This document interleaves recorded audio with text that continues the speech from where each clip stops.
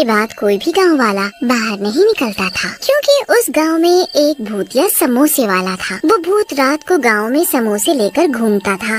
उसके समोसे की खुशबू पूरे गांव में फैल जाती थी। खुशबू से गांव वाले आकर्षित होने लगते थे और अपने घरों से बाहर आ जाते थे। वो भूत उन्हें उठाकर अपनी समोसे की दुकान पर ले जाता था और उन्हें मार देता था। इसीलिए गांव वाले अपने अपने घरों की खिड़कियां और दरवाजे रात को अच्छे से बंद रखते थे, ताकि समोसों की खुशबू अंदर न आए। एक दिन राजन शहर से 18 साल बाद अपने गांव लौटा था। अच्छा माँ, तुमसे तो मिल लिया, अब मैं जरा अपने दोस्तों से भी मिलाऊं।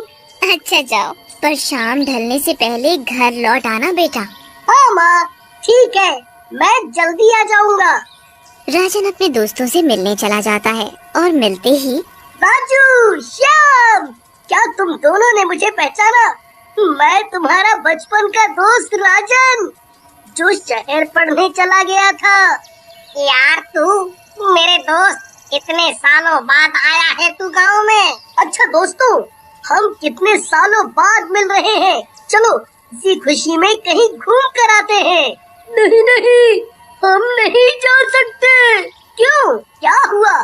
तुम दोनों घूमने के नाम से इतने डर क्यों रहे हो? क्या तुम्हें नहीं पता, इस गांव में शाम ढलने के बाद घर से कोई नहीं निकलता बाहर। पर क्यों, क्या बात है? क्या तुम्हें नहीं पता, रात के समय गांव में समोसे वाला भूत घूमता है। जो भी उसके समोसों की खुशबू सूंघ लेता है, वो भूत उसे उठाकर अपने साथ ले जाता है और उसे मार देता है।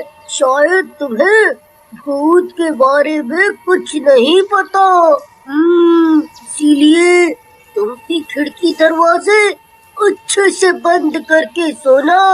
चलो भाई, अब घर चले, अंधेरा होने ही वाला है। इतना बोलते ही राजू और श्याम वहाँ से चले जाते हैं। ये दोनों भी ना कैसी कैसी बातें करते हैं। कोई भूत भूत नहीं होता, शायद ये दोनों मुझे डराना चाहते हैं। अगर कोई ऐसी बात है तो माँ से जाकर पूछता हूँ। राजन वहाँ से अपने घर जाता है और अपनी माँ को सब बताता है। माँ, आज मैं अपने दोस्तों से मिलने गया था ना, तो वो लोग बड़ी अजीब सी बात कर रहे थे, कोई समोसे वाले भूत की।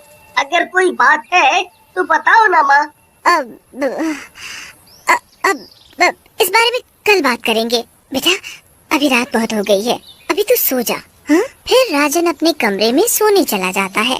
राजन अपने दोस्तों की कही बातों पर ज्यादा भरोसा नहीं करता, जो उन्होंने भूतिया समोसे वाले की बात कही थी, और वो खिड़की खुली रखकर ही सो जाता है। और रात में भूतिया समोसे वाला हाथ में समोसे की प्लेट लेकर गांव में घूमता है। ओ गांव वालों, जरा खिड़की खोल कर कोई हमारे भी दर्शन कर लो, हम भी तो तुम्हारे अपने हैं। एक बार तो दर्शन कर लो हमारे, ये मेरे बनाए हुए गर्मा गर्म समोसे तो चख लो एक बार। पर किसी के भी घर की खिड़की नहीं खुली होती। कोई बात नहीं, मैं खुद ही देख लेता हूँ कि आज कौन मरेगा मेरे हाथों से। ऐसा तो हो ही नहीं सकता कि आज मैं खाली हाथ यहाँ से जाऊँ। तभी भूत की नजर राजन की खिड़की की तरफ पड़ती है। फिर समोसों की खुशबू खिड़की से होते हुए कमरे में राजन तक पहुंच जाती है। समोसों की खुशबू पहुंचते ही राजन आकर्षित हो जाता है। क्या खुशबू है? ये खुशबू तो समोसों की है। खुशबू इतनी अच्छी है, खाने में तो और भी स्वाद हो गया, स्वाद। राजन खुशबू के साथ साथ बाहर आने लगता है, और राजन जैसे ही घर से बाहर आता है, वो समोसे वाला भूत उसे पकड़ लेता है और उसे अपनी समोसों की दुकान पर उठाकर ले जाता है। आज का शिकार मिल ही गया। ये सब देखकर राजन डर से थर थर कांपने लगता है और पसीना पसीना हो जाता है। मुझे मुझे मत मारो, मुझे जाने दो। मुझसे बहुत बड़ी गलती हो गई जो मैंने अपने दोस्तों की बात नहीं मानी और खिड़की खोलकर सो गया। मैं तुम्हारा सारा काम कर दूंगा, झाड़ू, पोछा, बर्तन, जो कराना चाहते हो करा लो, पर मुझे जाने दो, मुझे जाने दो। नहीं नहीं, बिल्कुल नहीं, अब कोई फायदा नहीं। जब तक मैं पूरे गांव वालों को अपने हाथों से नहीं मार देता, तब तक मुझे चैन नहीं मिलेगा। राजन भूत के आगे बहुत गिड़गिड़ाता है, पर भूत के आगे उसकी एक नहीं चलती। जैसे ही वो अपने लंबे लंबे नाखून उसके सीने में घोंपने वाला होता है, तभी उस भूत को राजन के गले में पड़ा ताबीज दिख जाता है और भूत ताबीज देखकर चौंक जाता है। ये ताबीज तुम्हारे गले में कैसे आया? ये ताबीज मेरे पिताजी की आखिरी निशानी है। माँ ने बताया था जब मैं बहुत छोटा था, तब मेरे पिताजी ने मुझे ये ताबीज पहनाया था, पर वो अब इस दुनिया में नहीं है। ये बात सुनते ही भूत की आंखों में आंसू आ जाते हैं। ये ताबीज मेरा है और मैं तुम्हारा पिता हूँ।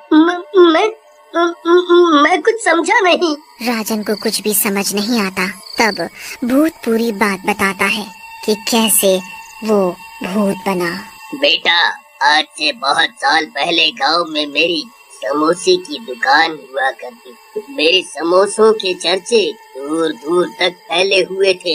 एक दिन सरपंच के बेटे ने भी समोसों की दुकान मेरी दुकान के बिल्कुल सामने खोल ली, पर उसके बनाए समोसे स्वादिष्ट नहीं थे और बासी भी बहुत थे। इस वजह से सभी उसके बनाए समोसे नहीं खरीदते थे। मेरे बनाए समोसे ताजा और स्वादिष्ट होते थे और उसकी खुशबू से ही लोग अपने आप मेरी दुकान पर खींचे चले आते थे और कई समोसे खा जाते थे और तो और अपने घर के लिए भी रखवा कर ले जाते थे। इस वजह से सरपंच का लड़का मुझसे बहुत चिढ़ता था। एक दिन उसने मुझे रास्ते से हटाने की योजना बनाई और चुपचाप मेरी दुकान में आग लगा दी और दुकान के साथ मुझे भी जलाकर मार दिया और मैं भूत बन गया। तब जब तक मैं उसे मार नहीं देता, मेरी आत्मा को शांति नहीं मिलेगी।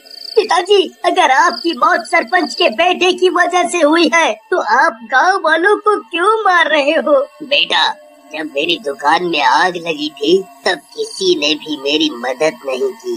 सभी खड़े खड़े देख रहे थे बस। इसलिए मैं इन सबको मार दूंगा, पर मैं अभी तक सरपंच के बेटे को मारकर अपना बदला नहीं ले पाया, क्योंकि वो अपने घर को हमेशा बंद रखता है, कभी भी बाहर नहीं आता। पिताजी, मैं इसमें आपकी मदद कर सकता हूँ, पर आप मुझसे वादा करो कि आप गांव वालों को नहीं मारेंगे।